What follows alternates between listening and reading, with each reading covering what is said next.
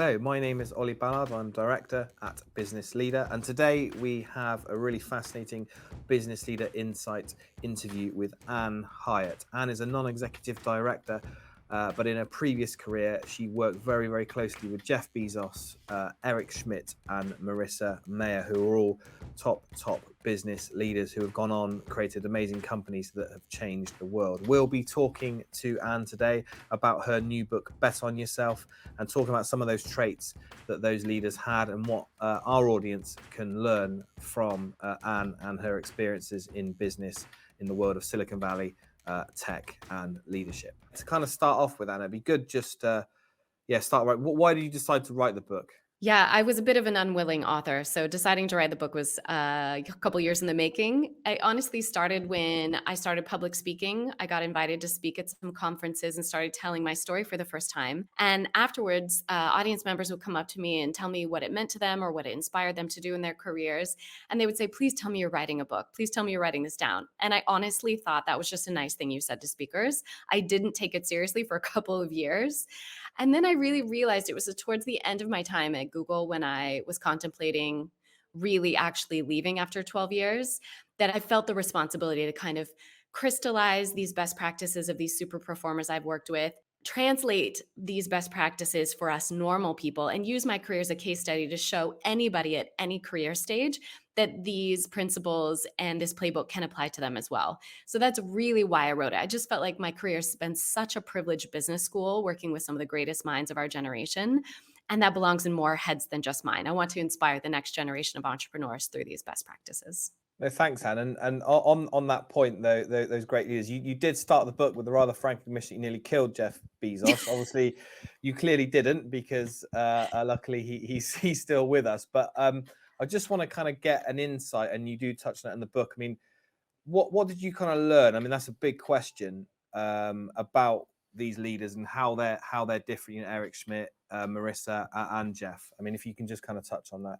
What I learned from that really, really stressful beginning to my career when I did almost kill Jeff Bezos was that even in very steep learning curves, when we're doing things that are far outside our current ability levels, even when you're having the worst day of your professional life, sometimes that can give us the greatest learnings of our career. That was absolutely true for me of that day when I thought that I had not only killed Jeff, but therefore the entire company of Amazon. And what I really learned from Jeff was in his reaction to that day when we were finally on the phone together after what was a very harrowing day for him, his reaction, instead of being upset with me or firing me or just passing his stress on to me, was he said that he heard I was really good under pressure.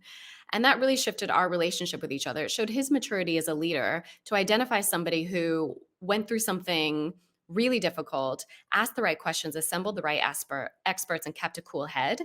And then that really changed the course of my career. I think that's a ripple effect I'm still feeling literally today. Is then it taught me to see myself differently as well, to trust my instincts, to know that everything's going to be okay. And honestly, that's my litmus test going forward whenever I'm feeling really stressed or like, I don't know how I'm going to get through this.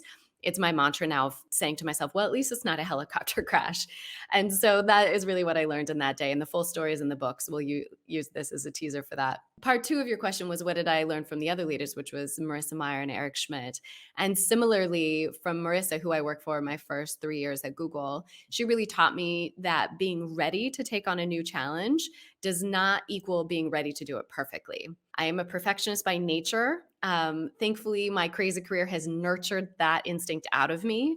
And she really taught me to swing for the fences and to do things even before I could even hope to do them close to perfectly, let alone well. For Eric, similarly, he taught me the value of saying yes to things, leaning into curiosity, and surrounding myself with people who are learn-it-alls, not know-it-alls, as Satya Nadella likes to explain it.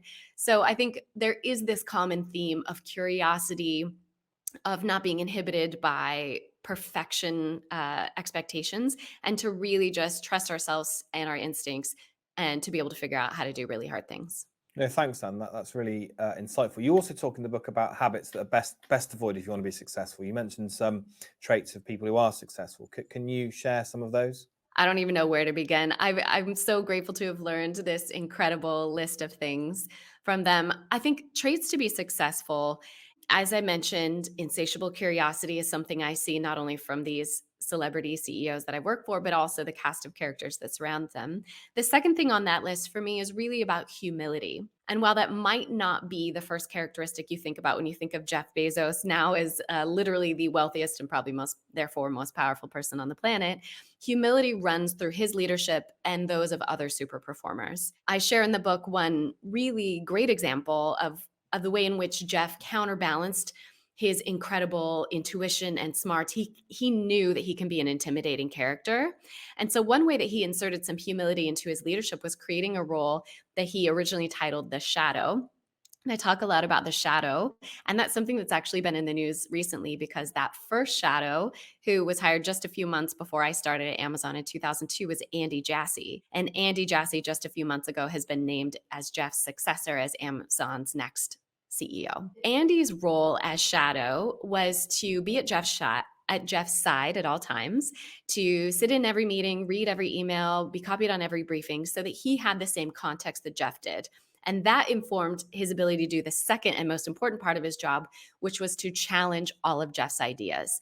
His full-time job was try and poke holes in all of his favorite ideas, help him see around blind corners, and making sure that he didn't become either too dominant in a conversation or create a culture of complacency, especially when things were going really well. That's the kind of humility I'm looking for even now in my consulting clients, is have they assembled a team who not only are allowed but are required to keep their leader accountable to having a fresh perspective and making sure that they are innovating and never becoming complacent. So that would be the second quality that comes to mind. That's really interesting, Anne, because as you know, it can be quite common for a leader to dominate the room, and like you say, everyone has their opinion, and then the leader just kind of decides theirs, don't they? So really Yeah. interesting that Jeff actually kind of took practical steps to kind of stop that happening. So lots to learn there. And I just want to mention as well, obviously you were hired by Jeff Bezos, obviously, and I think that's really interesting. What was that process like to be interviewed by him? How did he kind of conduct that interview?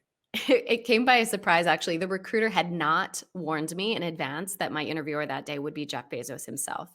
So this was actually my third round of interviews. I had come in twice before. The first round was nearly 9 months before that day. So my first round was just with all the assistants in the company. I was being considered for like an intern level junior admin position. This was my first job out of university, so I didn't have any particular skill set or experience. But they were just measuring my commitment to it, my passion, my grit and tenacity. I didn't know at the time, but I scored pretty well on that first round of interviews. So they brought me in 3 months later, where I was interviewed with all the senior vice presidents at the company. That was very confusing because, again, junior most possible candidate. I didn't understand why they'd be wasting executive time, but it was because I had scored well. And in the meantime, there was an opening in Jeff Bezos's office that I was being considered for. So he asked his SVPs to do a little bit of a stress test on me. And a few of them had actually been assigned to find my breaking point and see if they could make me cry. Now, that was not because they were insensitive or it was a mean hazing thing. It was actually a very good test for if I could hack it in this high pressure, high moving, high stress environment that would be Jeff's office. I did pretty well on that. So 3 months later, 9 months after I'd started, they brought me in for that third round and sat me in what I later discovered was Jeff Bezos's personal conference room. And he asked me only 2 questions because he had all these other data sets. I had been fully stress tested. He had a lot of information on me. And so really what he wanted to measure was my grit, my tenacity, and my thought process, and to see if he could really imagine himself literally sitting next to me for 18 hours a day because my desk was physically the closest to his in the entire company. So he just asked me 2 questions. The first was a brain teaser. He asked me to estimate the number of panes of glass in the city of Seattle. And I thought he just wanted to see how my mind worked and if I could break down a complex problem into smaller steps, which I did. But instead of just taking that as the answer, we literally filled all the whiteboards in his office until we got to an answer. And then the second question was really about why I wanted to work there. How is this part of my larger career plan? And that is where I got to really share with him what I had observed from my learning process, the passion that I picked up on, my enthusiasm for the really, really hard things he was trying to do and invent, And yeah, I did share with him that my plan A actually was to become a professor. It was not in technology, which he thought was fascinating and supported. But I think he could just see that we were really passion aligned with these crazy goals that he had set for himself during the earliest years of Amazon. So off we went. He hired me on the spot. No, brilliant. I mean that is the ultimate interview, isn't it, with Yeah. Jeff Bezos. So, well, congratulations on getting the job, Anne. So, Thank you.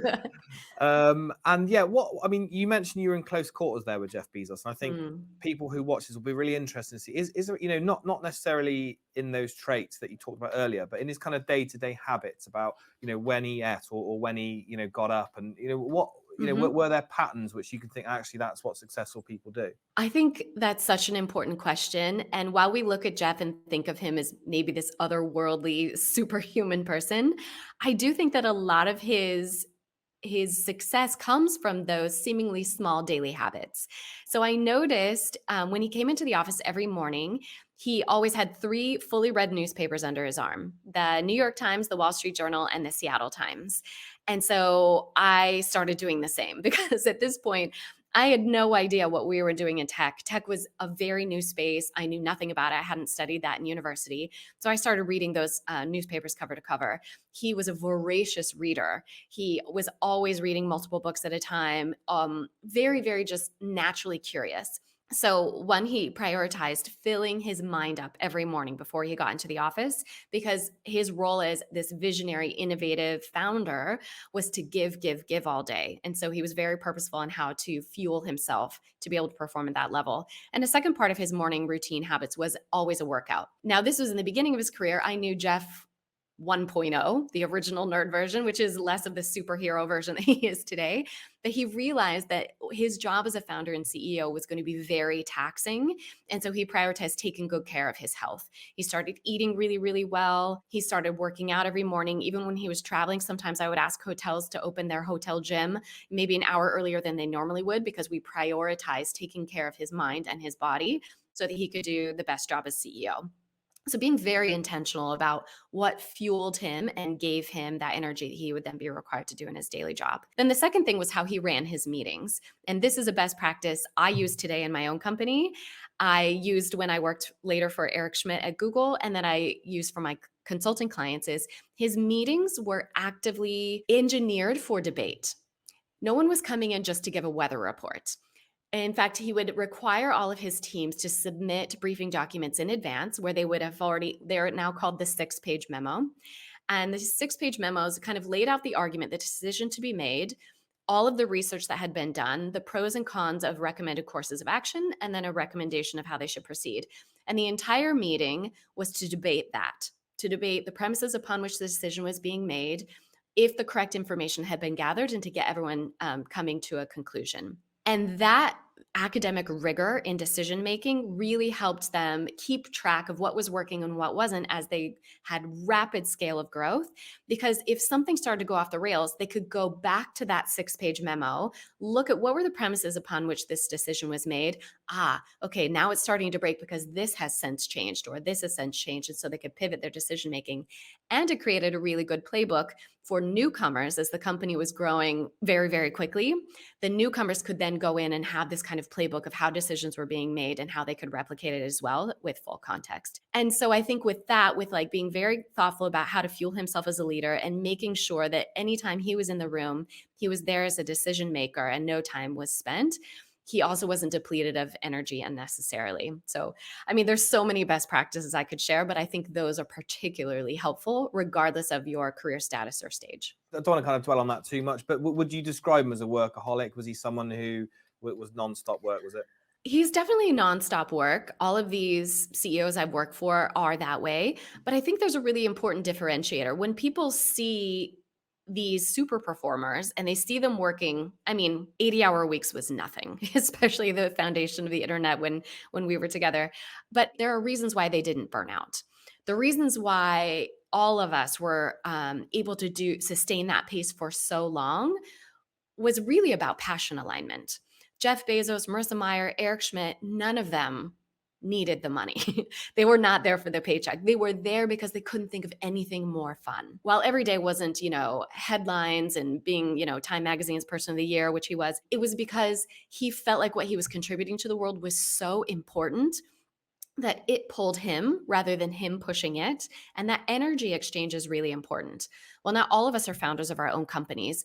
There are more purposeful steps that we can take in our responsibilities. You can be an entrepreneur within a job or a company. There's a lot more you can do to make sure that your responsibilities are aligned with the expertise you want to gain, the things you want to learn, the types of projects you want to be running, and the kind of leader you want to become. And when we're really thoughtful about making sure we receive in exchange for our hard work what fills us up, making sure our jobs give as much to us as we give to them, that's when you're able to sustain those kind of crazy hours and pace, because it doesn't drain you, it fuels you. And I think that's the big differentiator. And not enough of us are purposeful enough in demanding that kind of exchange in our work. It's actually not hard once you start to do it purposely, but I've never seen it happen passively. No, thanks, Anne. And just, you've been around these leaders, and they've scaled companies that have changed the world.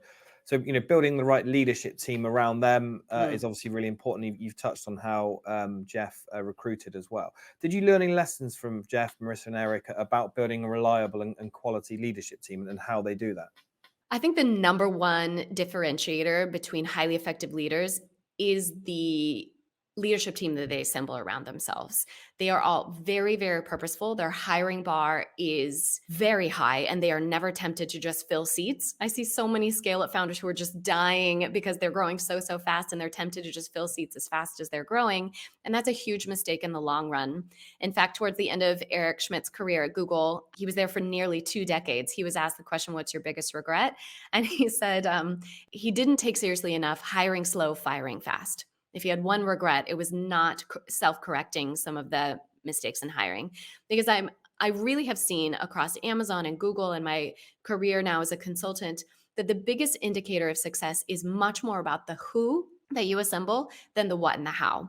So Jeff Bezos has a very, very high hiring standard. Marissa and Eric did as well. And I think the way you utilize that team is really important. As I mentioned, Jeff demanding debate and dissenting opinions. Eric Schmidt was really good at calling out the quietest voices in the room because he found them to be the most thoughtful and reflective rather than those who just love to hear themselves talk. In fact, he has this terrifying habit the first time you're in the room with him of calling on you if you haven't yet said anything. And almost always that's the junior most person in the room because he sees the value in the novice factor of someone who hasn't seen this 1,000 times and is just going to their go-to solution. He loves to call out there's innovative, crazy ideas from those novices who don't know that they're being innovative because they're not constrained by the best practices of how things have always been done. So I think it's much more about the who than the what or the how, if I had to pick just one of the three. Oh, thanks, Anne. And just, talking about Google and Amazon and those companies, I mean, you were there, on their journey to becoming dominant forces. And they're more than household names, that they're ingrained in everything we do now. I mean, disruption was at the heart of both companies. I mean, what makes a direct disruptor in your mind in today's world? Disruption first starts with yourself as the leader, not leaning on your expertise too long, constantly disrupting your expertise, your understanding, and being willing to not only being willing, but seeking out opportunities to not be the smartest person in the room. That means hiring your C-suite team for people who are smarter than you or have a better expertise understanding. But beyond that, really remaining curious outside of your field of expertise. Eric Schmidt is a great example of this. He had a habit of at least quarterly, we would assemble what I called brilliant minds dinners, where we would bring together a group of people with expertise that had nothing to do with technology. One of my favorite examples was actually here in Spain. Long before I moved here, I assembled a group of creatives. So they were playwrights, poets, actors, composers, and we had this dinner. I'm going to tell you, it was the most literally colorful table I've ever seen. And the way they presented themselves was different. And Eric leaned into that because in that room, he was a novice. But what he did as a technologist is he noticed these patterns of stories they were sharing or challenges they were having in their own creative work that he could see technological solutions to. And that allowed us to have an innovative approach, whether it was with creatives or Nobel Prize winning scientists or doctors or military experts. we really learned something from each of those groups, and it sparked some innovative ideas that we never would have had we stayed in our little bubble of Silicon Valley. So actively pursuing and being in the rooms where you're not the smartest person at the table, where you're learning something brand new and you're really leaning into being a learn-it-all, that primes you to disrupt yourself before you become complacent and industry does it for you. I'd much rather be in the driver's seat of my own disruption than I think we're all reeling from those feelings of the pandemic. So the more we can put ourselves back in the driver's seat, the better. That's really interesting, and learning in the book, it's something you talk about a lot, and how leaders continually learn. And another thing that you mention a lot is resilience, Mm. and I guess that's quite it's quite a big term, and it means different things to different people. But how can people become more resilient? I know that's maybe difficult, or is it just something that's in you and you can't kind of train? That is a tough question. I've actually been pondering a lot recently. Is this a nature or a nurture characteristic? I do think some people are naturally more resilient. And I do think that some these super performers probably were born that way. I think Jeff was just born a very resilient person. In fact, this is a little known fact. If you type in relentless.com, it redirects to Amazon. He bought that domain back in the founding years of Amazon because he wanted to remind himself that that is a core characteristic that would lead to his success. But I am probably not, I wouldn't consider myself by nature a very resilient person. I really care. Like if somebody gives me critical feedback, I will never forget that. Like I internalize it. In my early youngest years, my little Ann self would let that hold me back, that fear of judgment. Thankfully, I've been nurtured out of that. I now have a very thick skin. I've survived some very intense environments. So here's hope to any of you out there who might be in the junior stage of your career where critical feedback hits really hard. You will build up a tolerance to that. But there's a couple things that I've learned since it's not my nature that I can prime myself for natural resilience and evolution in my roles. And that's in being really purposeful in what I'm seeking out in my job. This is another way of my anti-burnout formula. I ask myself 3 questions pretty regularly in my career. The first category is, what do I want to learn in this role in this next stage of my career? So that means I'm going to be seeking out opportunities to get outside my comfort zone, learn something new, maybe volunteer for a leadership role I haven't had before, or a cross collaborative project where I'm going to learn another part of the organization I haven't been exposed to. Or when you're looking to level up, look to pair with someone that's a level or 2 senior to you so you can be exposed to their best practices and start absorbing those. That creates a lot of resilience because you learn line by line that way when you're really purposeful about seeking out some challenges. The second thing is in resilience is learning some best practices. I'm not having to invent the wheel all the time. So look for leaders that you not only like, but that you want to become like. Whether that's your direct line manager, or maybe that's somebody in your organization you admire, or someone in your community, or even an online person that you can follow their career and kind of reverse engineer how they showed up on that stage or motivated that team in a hard moment. And that is the type of leadership skills that you can start to try and emulate. And that builds a lot of resilience, watching those best practices and trying to replicate. And then the third thing really goes back to your last question about disruption. I think a way to be resilient is to disrupt yourself. Because if you can do that in small microdoses and continue to up level very consistently, you're going to move yourself closer to the things that are passion and mission aligned for you. And that naturally creates some resilience, because then when setbacks come your way, it's because you were challenging yourself purposely and it doesn't throw you off your path as much as something that is unexpected does. So I think my formula for resilience and anti-burnout is really in seeking out those 3 things very purposefully. No, thanks, Anne. And just on the kind of the subject of failure, I think it's different in America to probably UK and Europe, but it's still considered something, particularly at schools and education levels. It's not good to fail, but people like Bezos, Mayer and Schmidt, they do that a lot, don't they? And that's what kind of forms their character. So what can we change that mindset, do you think, in the UK in particular, to make failure something that you need to kind of do to a certain respect? As a Silicon Valley transplant to Europe, I can say that the tolerance for risk taking is different here. But I also think there's maybe a misperception. We all, including Jeff Bezos, Eric Schmidt, Marissa Mayer, and these big companies, we all hate failing. it's not like we love that. We don't love like getting embarrassed in front of our peers or spending a lot of time or resources on something that doesn't pan out. That hurts every time. But I think that's a misunderstanding. While it hurts every time, I think what is celebrated in Silicon Valley and maybe in the American tolerance a little bit differently is we try and do it in micro doses. So it isn't like I invested all my eggs in one basket and that's out the window now. We try and do it little by little and insert data collection, analyzing that, what's working, what's not, pivoting. So hopefully these learnings come in micro doses. And I think that's the secret. When Silicon Valley talks about failure and celebrating that, what we actually are saying is we're celebrating the learnings that come from the data we got from taking a calculated risk. So if we are taking a calculated risk, we're analyzing the data frequently, we're seeing what works and what doesn't, we're pivoting accordingly, reinvesting our time, energy, finances into that, taking that learning and making a new calculated risk. And when you do it very purposely that way, instead of it feeling like it was a big surprise or you've been thrown off course, it's micro corrections along the way towards a similar path. And that's what I'm seeing really taking root in Europe now is putting yourself in the driver's seat of disrupting yourself, learning things incrementally and being able to celebrate it.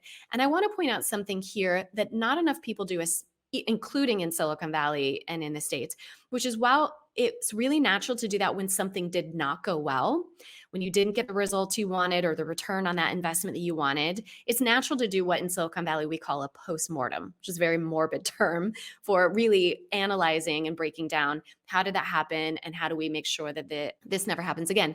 I want a pro tip here that I feel like doesn't get enough attention is doing that on your wins as well.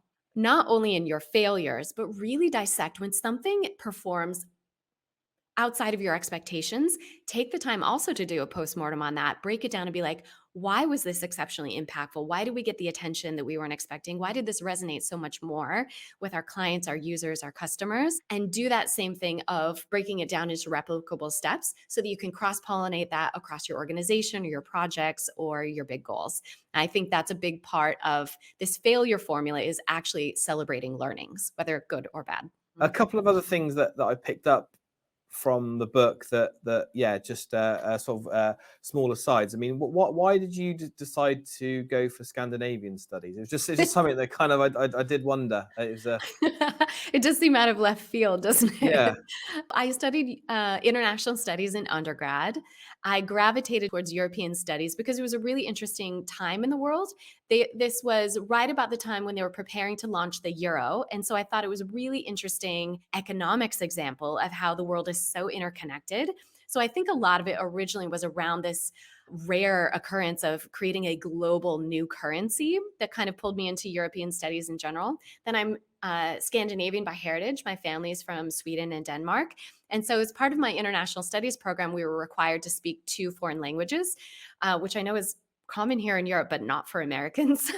So I ended up studying abroad, and because of my heritage, I went to Sweden. I lived there for 2 years during undergrad, and I really fell in love with it. So that was my first time living abroad, learning a foreign language, being exposed to a completely different political system or culture.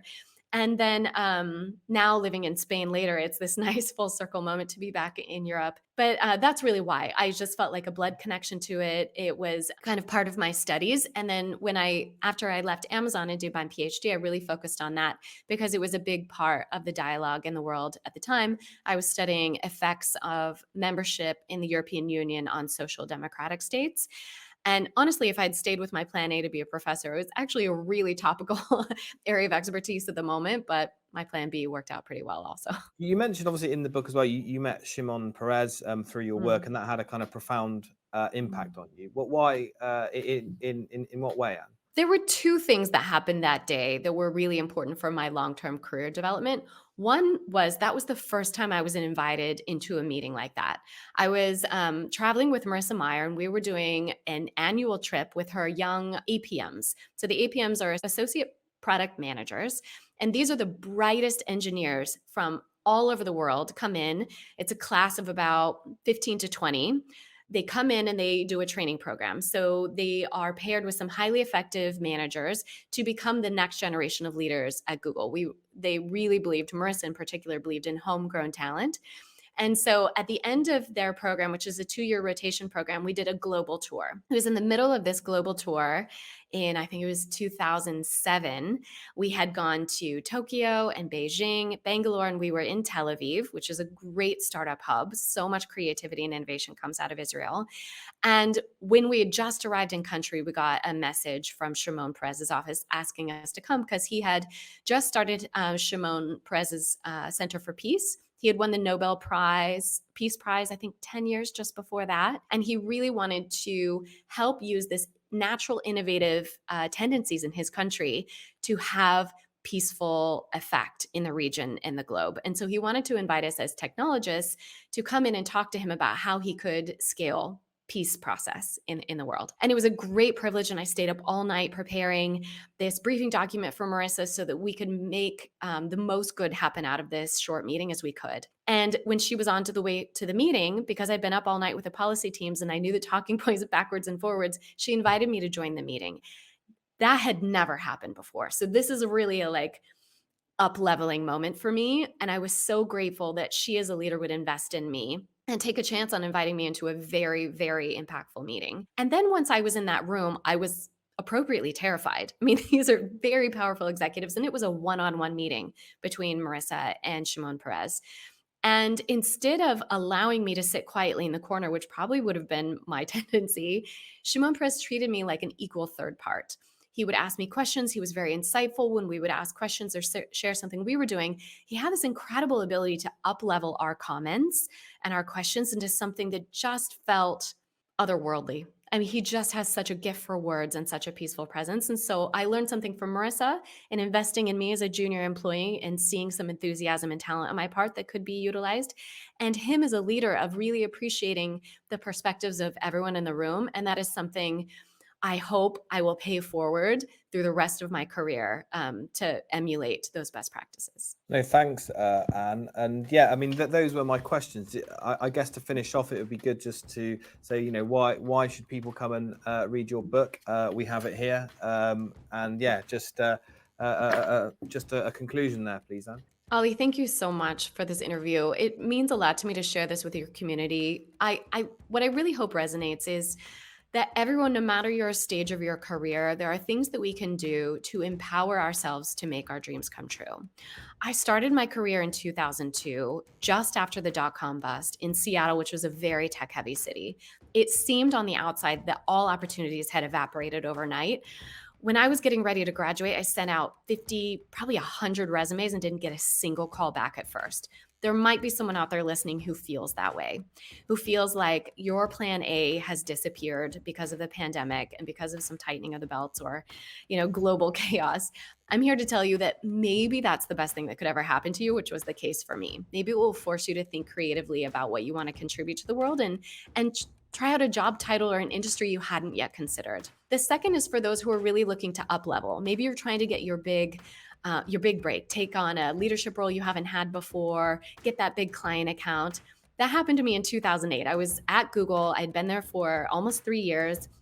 I was looking for my first leadership opportunities when the 2008 economic crisis happened. And even at Google, tightening of the belt. And I felt like that opportunity disappeared for me. But it really required me to up level, to get more creative with my contributions, and to be more mindful about how I could measure my contributions and prove its value in a way that I probably wouldn't have dug into earlier. And then the third category of reader I really had in mind in writing this book was people who are in those leadership positions, whether maybe you've taken a chance and you've converted your side hustle into your main hustle, or you are the CEO or leader of your team or organization. How can you channel that into making sure you don't burn yourself out? And how can you really empower the team around you to also be very mission, vision, and passion aligned so that you all can have this longevity of returns on what really matters to you most? I think that the greatest silver lining I'm seeing post-pandemic is this realignment to mission-driven teams. People are being very choosy where they spend their dollars. They're being very choosy about where they spend their time, their influence, and their resources. And I love to see like-minded people coming together to make really impactful changes in their communities, their families, and in their companies. And so I really hope that that's what stands out in this book is there are some playbooks from, yes, super performers, but they are applicable to you. This book just uses my career as a case study to prove to you that it can be uh, adopted by literally anyone. I know that sometimes when we look at Jeff Bezos and Eric Schmidt and Amazon and Google, it can feel like it doesn't apply to us. But this book hopefully will prove to you that it does. And there are some best practices that can really accelerate your impact today.